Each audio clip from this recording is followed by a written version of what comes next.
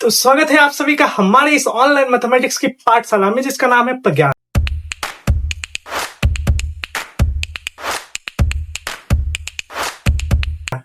जैसा कि आप लोग को पता है कि हम लोग यहाँ पे सॉल्व कर रहे हैं 11th क्लास की मैथमेटिक्स, और बताते हुए बहुत ही ज्यादा खुशी हो रही है कि हमने इस 11th क्लास की मैथमेटिक्स एनसीईआरटी से पूरा का पूरा सेट एक्सरसाइज कंप्लीट कर लिया है, और प्लस उसके रिलेशन एंड फंक्शन भी नेक्स्ट एक्सरसाइज भी कंप्लीट कर लिया है, जिसका वीडियो हमने इस वीडियो के डिस्क्रिप्शन बॉक्स में डाल दिया है।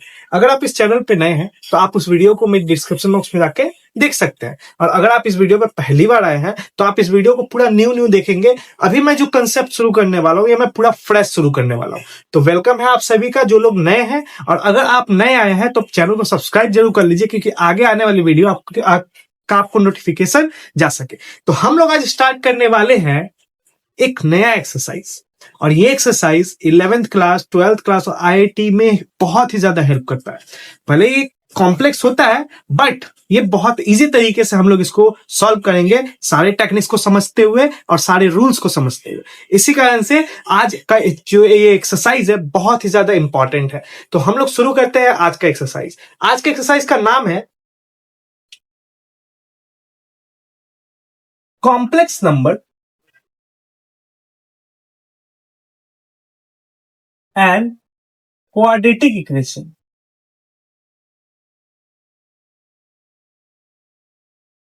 आज का ये चैप्टर है हमारा। ये आज पहला क्लास है, तो वेलकम है आप सभी का जो आज पहले दिन हमारी क्लास में आए हैं। तो हम लोग स्टार्ट करने वाले हैं complex number and quadratic equation. थोड़ा सा इंट्रो देते हुए मैं आपको थोड़ा सा बताऊं, आपने अभी 10th क्लास कंप्लीट किया है, वहां पर आपने क्वाड्रेटिक इक्वेशन पढ़ा होगा। क्वाड्रेटिक इक्वेशन क्या होता है? अगर हम कोई इक्वेशन लिखते हैं और उसका जो पावर होता है 2 होता है, तो इस इक्वेशन को हम लोग कहते हैं क्वाड्रेटिक इक्वेशन, राइट? ठीक है, तो ये हमारा क्वाड्रेटिक इक्वेशन है। अब इसको सॉल्व करने का तरीका ये है कि आप जो है इसका जो है मिड टर्म स्प्लिट कर लें, या फिर आप इसको फैक्टराइज कर लें। ठीक है, तो फैक्टराइज करके आप इसका आसानी से जो है रूट्स निकाल सकते हैं।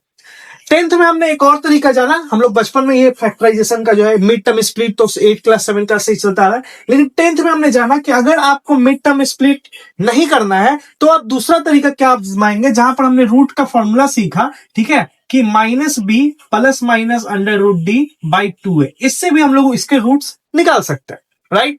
जहां पर d जो है हमारा ये ग्रेटर देन इक्वल होना चाहिए, या फिर लेस देन इक्वल टू 0 होना चाहिए, या फिर 0 से जीरो से बड़ा होना चाहिए। ठीक है, ये 3 कंडीशन इस पे अलाउ करता है। अब d कैसे निकलता है? तो d का फॉर्मूला हम जानते हैं 10th से ही, b स्क्वायर माइनस 4ac। अब लेकिन ये जो फॉर्मूला है ये फैक्टराइजेशन का ही है, लेकिन एक चीज और है कि इस पे 3 कंडीशन अलाउ होते हैं। ठीक है, या तो d 0 से बड़ा होगा। अब इसका मतलब ये है कि अगर बड़ा होगा तो इसके जो रूट होंगे वो रियल होंगे और अनइक्वल होंगे, इन द सेंस ऑफ कि आप इससे जो है इसके रूट्स निकाल सकते हैं। अगर इक्वल है तो इसका मतलब ये है कि आपका जो है b/2a करके आप जो है रूट्स निकाल सकते हो। लेकिन हमने जब पढ़ा कि d इक्वल टू 0 से छोटा हो, मतलब लेस देन 0 हो, तो इसका सॉल्यूशन नहीं होता है। तो आज हम लोग इस एक्सरसाइज में यही चीज समझेंगे कि अगर आपका d जो है 0 से छोटा है तो आप इसको कैसे सॉल्व कर पाएंगे। इसी कारण से इस एक्सरसाइज को बनाया गया, जिसका नाम है complex number and quadratic equation. I hope so कि यहां तक समझ में आ गया होगा आपको क्वाड्रेटिक इक्वेशन। चलते कॉम्प्लेक्स नंबर में। कॉम्प्लेक्स नंबर क्या होता है इसको समझते हैं। ठीक है, कॉम्प्लेक्स नंबर पहली बार आपने सुना है, जब मैं भी 11th में था तो पहली बार ही सुना था इस नाम को कि कॉम्प्लेक्स नंबर क्या होता है। वैसे हम लोग नंबर जानते हैं, नेचुरल नंबर हम लोगों ने पढ़ा है, नेचुरल नंबर क्या होता है। ठीक है, हमने नेचुरल नंबर पढ़ा है, हमने रेशनल नंबर पढ़ा है। ठीक है, आपको ही पता है नेचुरल नंबर 1 2 3 4 5। ठीक है, इरेशनल नंबर रेशनल नंबर क्या होता है, p/q। ठीक है, इरेशनल नंबर भी हमने देखा है, रूट वाले जितने नंबर होते हैं वो इरेशनल नंबर होते हैं। फ्रैक्शन हमने देखा है। ठीक है, या फिर हमने इरेशनल नंबर भी देखा है। ठीक है, वो सारे नंबर हमने देखे, होल नंबर सारे हमने देखे। ठीक है, लेकिन यहां पर जो नंबर है ये कॉम्प्लेक्स नंबर है। ये क्या नई बात आ गई, तो हम लोग आज इसी को समझेंगे कि ये होता क्या है। ओके, तो समझते हैं कॉम्प्लेक्स नंबर क्या होता है। Complex number the combination of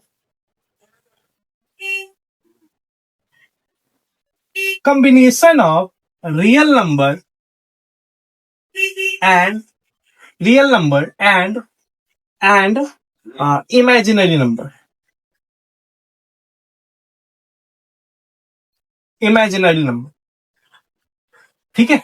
अच्छा, रियल नंबर तो हम लोग बचपन से जानते हैं, रियल नंबर क्या होता है। रियल नंबर हम लोगों ने पढ़ा है, ठीक है, कि 0 +-1, ठीक है, +-2, ये सारे रियल नंबर होते हैं, जितने भी होते हैं अनफाइनाइट तक, वो सारे रियल नंबर होते हैं। ओके, लेकिन ये इमेजिनरी नंबर क्या होता है। अब इमेजिनरी नंबर समझिए, बचपन से आप लोग को बताया गया होगा कि जो भी रूट वाले नंबर होते हैं वो इर्रेशनल नंबर होते हैं। इर्रेशनल नंबर कहने का मतलब ये होता है कि उनका अगर आप वैल्यू निकालोगे, उनका अगर आप ये क्या कहते हैं फ्रैक्शन निकालोगे, या फिर आप उनका जो है डेसिमल निकालोगे, तो वो डेसिमल जो होगा, ठीक है ना, रिपीटिंग डेसिमल होगा, मतलब कि वो डेसिमल रिपीट होगा बार बार। रियल नंबर, इमेजिनरी नंबर क्या होता है, यहां पर आपको ये चीज बचपन से बताया जाता है कि अगर रूट के अंदर कोई निगेटिव नंबर हो, रूट के अंदर कोई निगेटिव नंबर हो, तो इसका रूट नहीं निकलता, पहले से बताया गया होगा। लेकिन इसका रूट निकलता है, ठीक है, इसका रूट निकलता है। ये हमें 10th में नहीं बताया गया था, क्योंकि 10th में इसको नहीं पढ़ना है, यहां 11th में पढ़ना है। इसी को कॉम्प्लेक्स नंबर कहते हैं, ठीक है, इसी को कॉम्प्लेक्स नंबर कहते हैं। इसका भी रूट निकलता है, ठीक है। अब इसका रूट कैसे निकलता है मैं आपको थोड़ा सा बताता हूं, ठीक है, थोड़ा सा बताता हूं। क्या हम इस नंबर को इस तरीके से निकाल सकते हैं, इस तरीके से लिख सकते हैं, 2 × -1, ठीक है, 2 × -1। अब 2 × -1 इन द सेंस ऑफ, अगर हम यहां पे इसको ऐसे लिख दें, √2 × √-1, ठीक है। अब कॉम्प्लेक्स नंबर क्या होता है, ये जो √-1 लिखा हुआ है, इसको हम लोग डिनोट करते हैं आई से, आई से, ठीक है। तो इसका जो वैल्यू निकल के आ जाता है, ये आ जाता है आपका √2i, ठीक है। अब आपके मन में सवाल जरूर है, सर ये आई क्या है। आई फॉर इमेजिनरी नंबर, यही नंबर जो है इमेजिनरी नंबर है। और इस एक्सरसाइज में इस आई को कहते हैं आयोटा। क्या कहते हैं, आयोटा, आईओटा, आयोटा, आयोटा, ठीक है। इस आई को हम लोग क्या कहते हैं, आयोटा कहते हैं इस एक्सरसाइज, ठीक है। तो आप भी आज से इसको आई को क्या कहेंगे, आयोटा।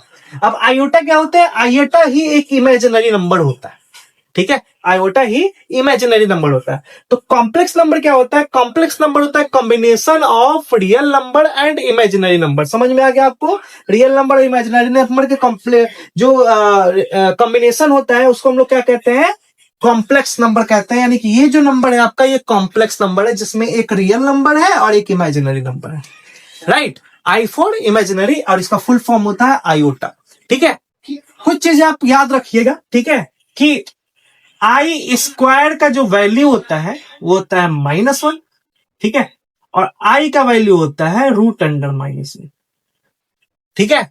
ये बात आप याद रखिएगा, ये आगे आपको इस्तेमाल होगा, ठीक है, ये बात आप याद रखिएगा। आई होप सो कि आपको, ठीक है, ये आयोटा समझ में आ गया होगा, इमेजिनरी नंबर समझ में आ गया होगा। थोड़ा सा आगे बढ़ते हैं, ओके। तो अब मैं मान लेता हूं कि जो भी चीजें मैंने अभी तक आपको बताई हैं, वो चीजें आपको क्लियर हो चुकी हैं।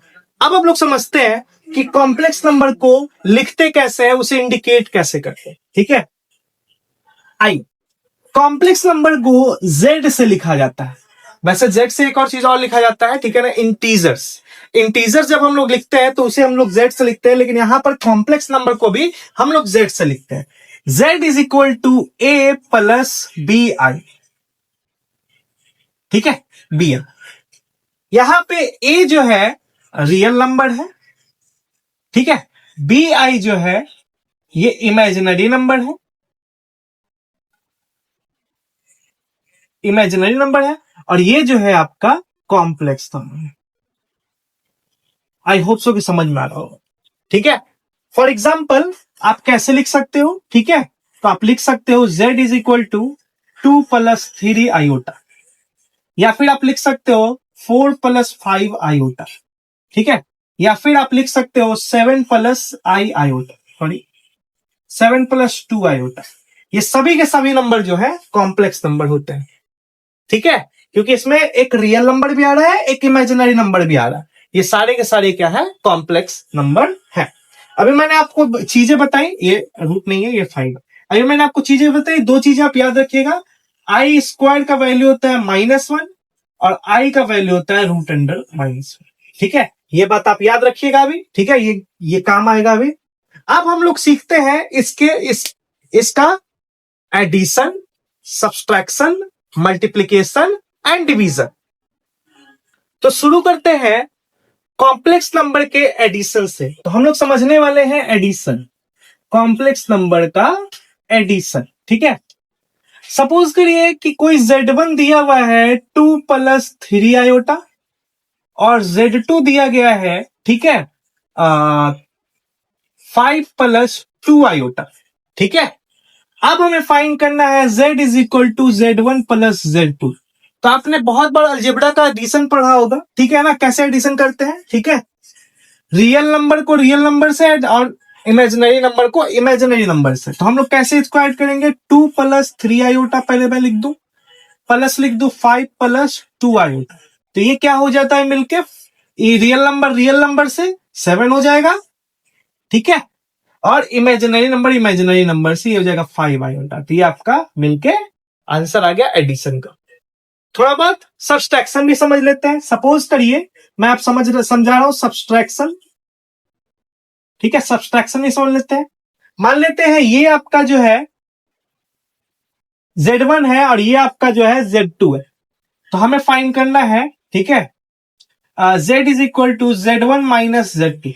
क्या करेंगे, Z1 को आगे लिखेंगे, सिंपल सा, आपको पता है पहले से भी, ठीक है, माइनस कर देंगे जैसे कि हम लोग पहले करते थे बचपन में, ठीक है, आयोटा, ब्रैकेट हटाने के बाद अंदर का साइन चेंज हो जाता है। तो 5 + 2 आयोटा -2 - 3 आयोटा।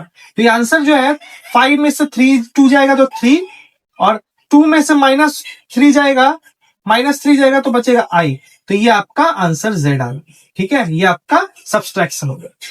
अब हम लोग समझते हैं मल्टीप्लीकेशन। आई होप सो कि इजी लग रहा होगा, रटने की कोई जरूरत नहीं है, जैसा कि आप बचपन से ही अलजेब्रा में एडिशन सब्सट्रैक्शन करके आ रहे हैं वैसा ही है। अब थोड़ा सा हम लोग समझते हैं मल्टीप्लीकेशन, गौर से समझिएगा, और इसको बाद समझिएगा आप डिवीजन, ठीक है, गौर से समझिएगा सारी चीजों को। ओके, तो अब हम लोग समझ लेते हैं मल्टीप्लीकेशन,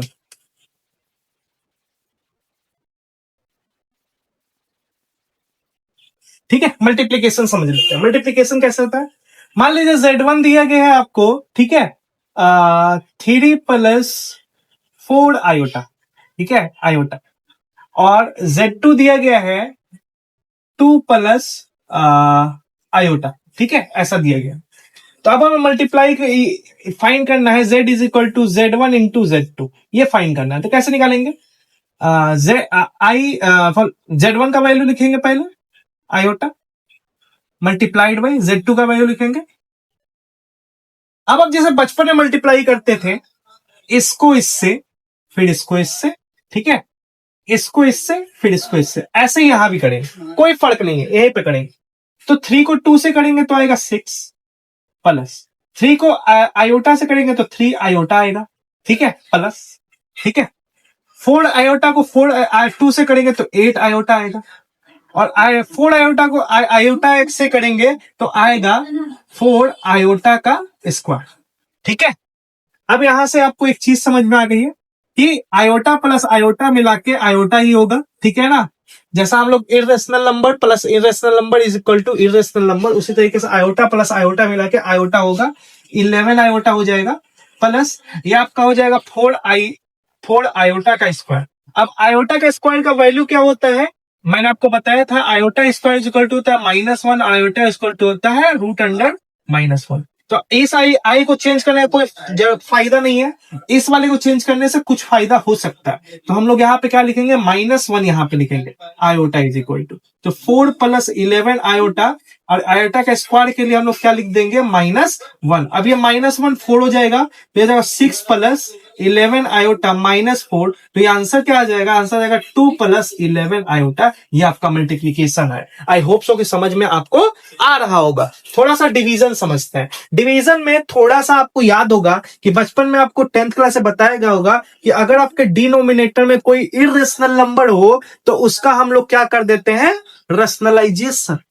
आई बात समझ में? अगर कुछ क्वेश्चन इस तरीके से, फॉर एग्जांपल समझिएगा, अगर कुछ क्वेश्चन इस तरीके से दिया हुआ रहता था तो हम लोग क्या करते थे? साइन चेंज करके रैशनलाइज करते थे। ठीक है, रैशनलाइजेशन। सेम काम आपको यहां है। यहां पर भी रूल यही है कि इमेजिनरी नंबर जो है डिनोमिनेटर में नहीं होता है। तो अगर हमें डिवीजन करना है,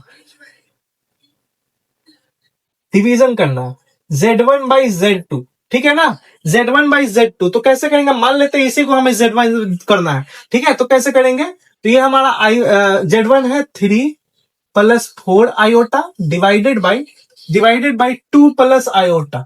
ये हम करेंगे। ठीक है, तो यहां पर जो ये तो डिनोमिनेटर में रहेगा नहीं, तो हम लोग क्या करेंगे? रैशनलाइजेशन। 2 - आयोटा और 2 - आयोटा। ठीक है, अब आपको साफ साफ याद होगा कि आप क्या करते थे? ऊपर में मल्टीप्लीकेशन जैसे हम लोगों ने यहां किया है वो हो जाएगा, नीचे में क्या हो जाएगा? A + B और A - B। तो नीचे का तो आपको पता है क्या हो जाता है? A² - B²। सही बात है। ठीक है, अब देखो यहाँ पे 3 का हम लोग करेंगे मल्टीप्लीकेशन, तो हमने यहाँ किया हुआ है तो कैलकुलेट करके डायरेक्ट लिख देता हूं मैं। ठीक है, देखो यहाँ पे मैंने किया हुआ है तो यही मैं डायरेक्ट लिख देता हूं क्योंकि इन दोनों का मल्टीप्लीकेशन भी यही आएगा, 2 + 11 आयोटा।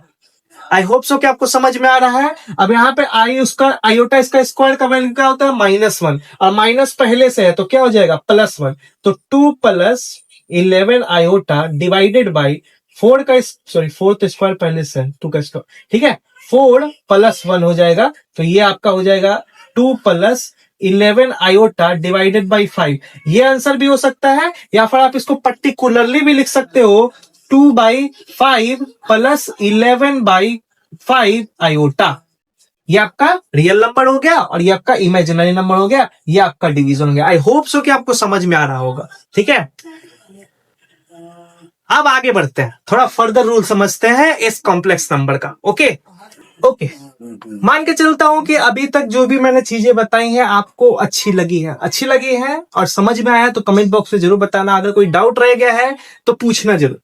अब थोड़ा सा रूल और बचा हुआ है, हम लोग इसको अब समझ लेते हैं। अब थोड़ा सा समझिएगा यहां से। ठीक है, अगर मान लीजिए मैंने कोई टर्म लिखा है ये 10⁻10, तो क्या हम इसको इस तरह नहीं लिख सकते हैं?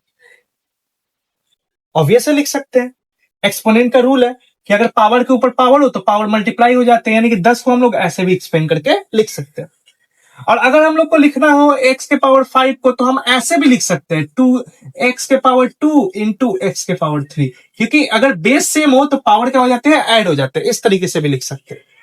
और मैंने आपको अभी क्या बताया? ठीक है, कि i² का वैल्यू होता है -1 और i का वैल्यू होता है √1। क्लियर है? क्लियर है? ओके। तो अगर मैं आपसे पूछूं कि i³ का वैल्यू निकाल के दिखाओ तो कितना होगा? तो क्या हम इसका वैल्यू निकाल सकते हैं? अभी मैंने आपको बताया कि हम लोग इस x⁻10 को इस तरीके से लिख सकते हैं, x⁵ को इस तरीके से लिख सकते हैं। क्या हम इसको इस तरीके से लिख सकते हैं? एक i² इंटू आई लिख सकते हैं? ऑब्वियसली लिख सकते हैं। अगर हम इसको ऐसे लिख सकते हैं तो क्या हम इसको चेंज नहीं कर सकते? क्योंकि i² क्या होता है हमारा? -1 होता है, -1 इंटू आई, तो आंसर हमारा क्या हो गया? -1। Is it okay? Is it okay? So इसी तरीके से अगर मैं पूछूं आपसे कि i⁻10 का वैल्यू आप क्या लिखेंगे, तो क्या हम इसको इस तरीके से लिख सकते हैं? i⁻2⁵ लिख सकते हैं, एकदम लिख सकते हैं। अब i के पावर यानी कि आयोटा के पावर 2 क्या होता है? -1, और -1 के पावर 5 क्या होता है? -1। -1। Is it okay? Is it okay? Okay. So अगर मैं इसी तरीके से पूछूं कि i21 का वैल्यू क्या होगा? i21 का वैल्यू क्या होगा? i21 हम लोग कैसे लिख पाएंगे? i21 को हम लोग ऐसे लिख सकते हैं क्या? 2 के i² के पावर 10 इंटू आई लिख सकते हैं क्या? ऑब्वियसली लिख सकते हैं। ठीक है, ऑब्वियसली लिख सकते हैं। अब हम इसको ऐसे लिख सकते हैं, तो क्या हम इसको ऐसे लिख सकते हैं क्या? अब आप देखो, क्या हम इसको -1 लिख सकते हैं? -1 के पावर 10 इंटू आई। अब -1 के पावर 10 क्या होता है? +1, क्योंकि माइनस नंबर का पॉजिटिव पावर क्या होता है, सॉरी इवन पावर क्या होता है? इवन नंबर देता है। तो +1 हो जाएगा, +1 इंटू आई क्या आ जाएगा हमारा? आई आ जाएगा। उसी तरीके से अगर आप आई मान लो आपको निकालना है 22 का, तो कैसे निकालोगे आप? कैसे निकालोगे? इसको निकालोगे आप ऐसे करके, -i² इन के पावर 11, ठीक है? या फिर आप यहाँ पे 10 लिखोगे और आई लिखोगे, यही लिखोगे, इसके अलावा तो कुछ नहीं करोगे। चलो, i² का वैल्यू क्या होता है? -1, ठीक है? और इंटू आई हो गया आपका। अब -1 इंटू आई क्या हो जाता है आपका? ठीक है, -1 इंटू आई क्या हो जाता है आपका? आई हो जाता है आपका, ये 1 हो जाता है, 1 इंटू आई, आई वैल्यू है आपका, ठीक है? अब आई का वैल्यू √2 लिखो, √-1 लिख सकते हो, या फिर आई लिखा आई लिख सकते हो। अब एक चीज यहाँ पे कॉमन आप देखो गौर से, ठीक है, कि सिर्फ 3 को छोड़ के बाकी सब even value, even power minus में वैल्यू, ऑड पावर प्लस में वैल्यू, और इवन पावर एक मिनट, मैंने यहाँ पे थोड़ी गलती कर दी है, ठीक है? यहाँ 21 नहीं है, 22 है, ठीक है? तो यहाँ पे 11 होगा, ठीक है? यहाँ पे गड़बड़ कर दी है मैंने, ये नहीं होगा, ये आपका आएगा, ये आपका आएगा -1, ठीक है? Odd power positive answer, even power negative answer, even power negative answer, odd power सिर्फ ये आई के पावर क्यूब को छोड़ के, अगर आप आई के पावर 5 लिखो तो इसको आप कैसे लिखोगे? इसको लिखोगे आप आई के पावर 4 इंटू आई। आई के पावर 4 को कैसे लिखोगे आप? आई का स्क्वायर इंटू आई। अब आई का स्क्वायर का वैल्यू क्या होता है? -1 का स्क्वायर, और -1 का स्क्वायर इंटू आई क्या हो जाता है? +1 इंटू आई, आई आया, ऑड आया, ऑड पावर इवन। ये चीज समझ में आनी चाहिए आपको। थोड़ा सा आगे बढ़ते हैं। आई होप सो कि आपको सारी चीज समझ में आ रही होंगी। अभी तक हमने जो पावर देखा वो पॉजिटिव था, लेकिन अगर कहीं पे अगर आपको निगेटिव पावर दिख जाए तब आप इसको कैसे सॉल्व करेंगे? सिंपल सा, आप एक्सपोनेंट का रूल लगाएंगे, पॉजिटिव करेंगे सबसे पहले इसको, और अब आप इसका वैल्यू निकालेंगे, ठीक है? अब आप इसका वैल्यू निकालेंगे आई, ठीक है? अब आई का वैल्यू क्या होता है? -1 इंटू आई, यानी कि आपका 1/i, ये आपका आंसर है। सेम तरीके से अगर आई के पावर -7 हो तो कैसे लिखेंगे? तो 1 पहले 7 कर लेंगे, ठीक है? और 1/7 को कैसे तोड़ सकते हैं हम लोग, कैसे स्प्लिट कर सकते हैं? के पावर 6 इंटू आई, ठीक है? तो इसको हम लोग कैसे लिख सकते हैं? आई के पावर 2 के पावर 3 इंटू आई, ठीक है? तो आई के पावर 2 का वैल्यू क्या होता है? -1 का पावर क्यूब, -1 इंटू आई, यानी कि आपका आ जाएगा -i, यानी कि आंसर आएगा -1/i। आई होप सबको समझ में आ रहा होगा। कुछ चीजें, छोटी सी चीजें और बची हुई है। एक पढ़ना है आपको एडिटिव इनवर्स।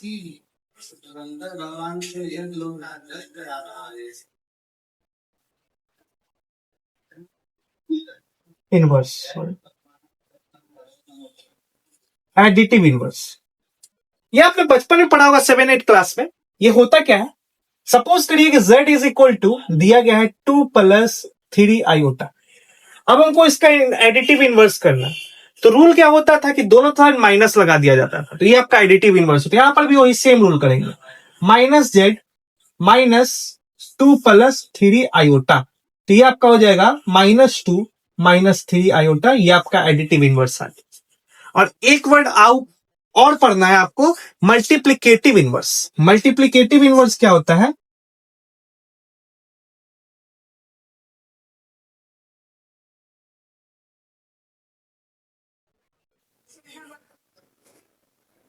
मल्टीप्लिकेटिव इनवर्स क्या होता है? मल्टीप्लिकेटिव इनवर्स मैं थोड़ा सा बताऊं।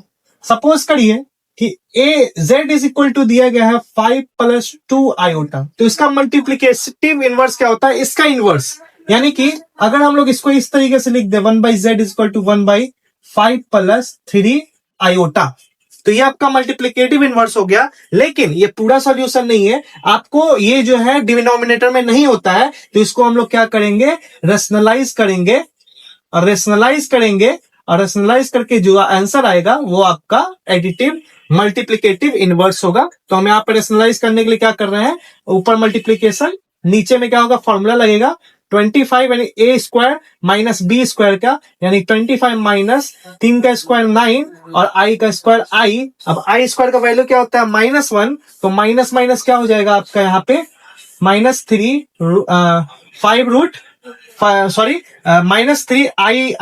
आयोटा 5 25 माइनस, और इसका होता है -1, जो मैंने अभी आपको बताया था कि आई स्क्वायर का वैल्यू जो होता है -1 होता है। -1 रखेंगे तो -1 प्लस 3 हो जाएगा आपका, तो आंसर जो आएगा आपका 5 माइनस 3 आयोटा डिवाइडेड बाई 28।